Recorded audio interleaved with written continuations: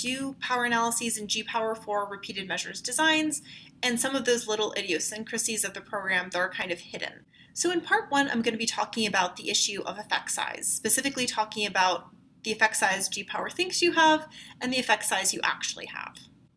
So this is what G-Power looks like. It has a couple of different options for test family, and then within each test family it has many different options for the actual statistical test you want to run power analyses on. So right now I'm looking at the F-test family, ANOVA repeated measures within factor. So you can see it has a number of inputs that it's going to take. It's going to ask you for an effect size, which is a Cohen's F. Most of the time for ANOVAs we don't have a Cohen's F. We actually have a partial eta squared. So if we click on this determine, we can actually input a partial eta squared, whatever we want.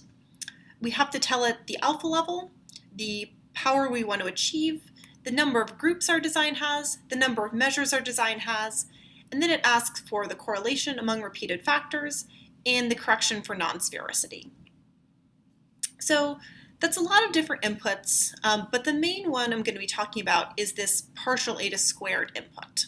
So the issue with the effect size is that G-Power thinks the partial eta squared you're giving it does not take into account the fact that there's a correlation between the levels of the your within subjects factor.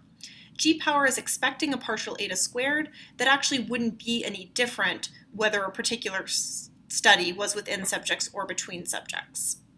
And you can kind of tell this by the fact that it's asking you for what that correlation between the factors is.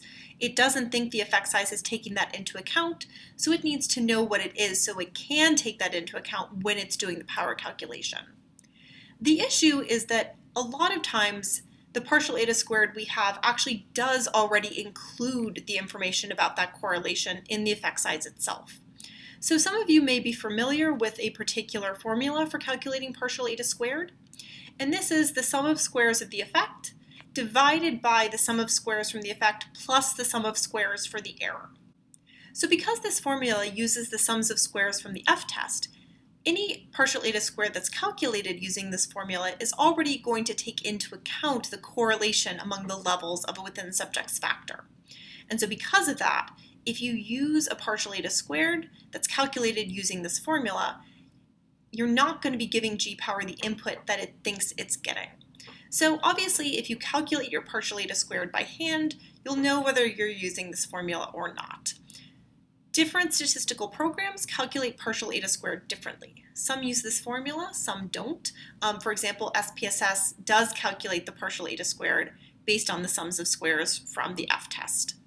One way you can check whether your particular program does that or not is to actually get the program to output the partial eta squared and then calculate your own partial eta squared by hand using this formula.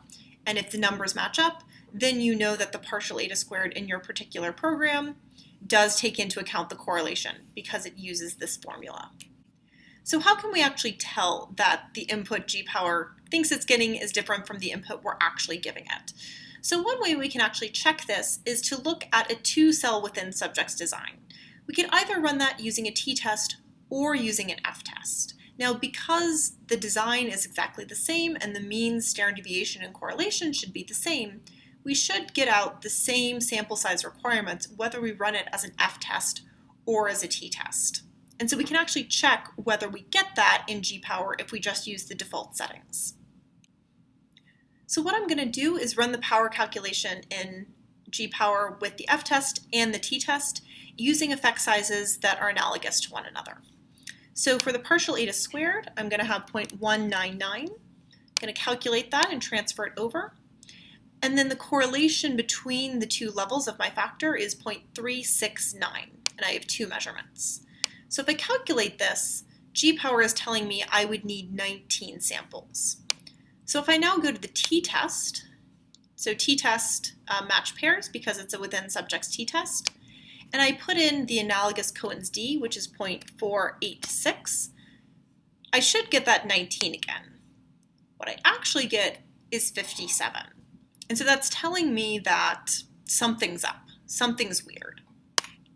So what's weird is that the partial eta squared I inputted was a partial eta squared that was calculated using that formula from before.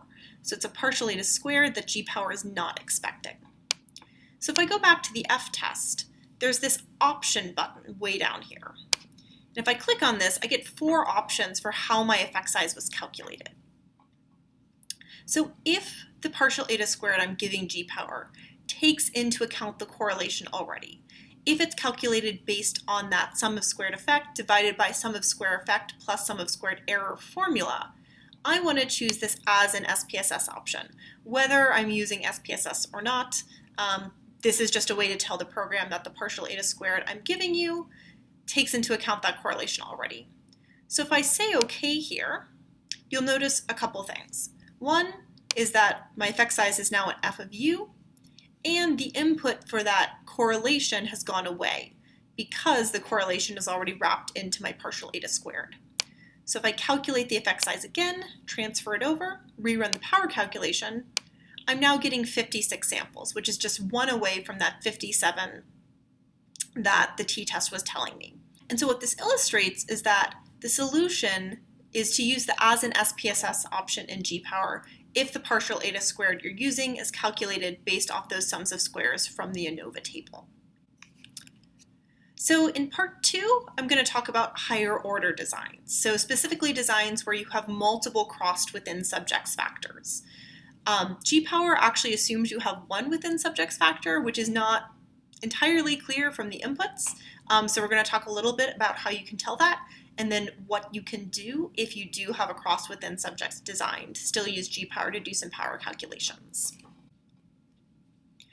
As with all our videos, all the material related to this video, as well as the repeated measures part 2, are available on the OSF. So if you go to our main project and just click on part 1, it'll take you to the project for both the repeated measures videos.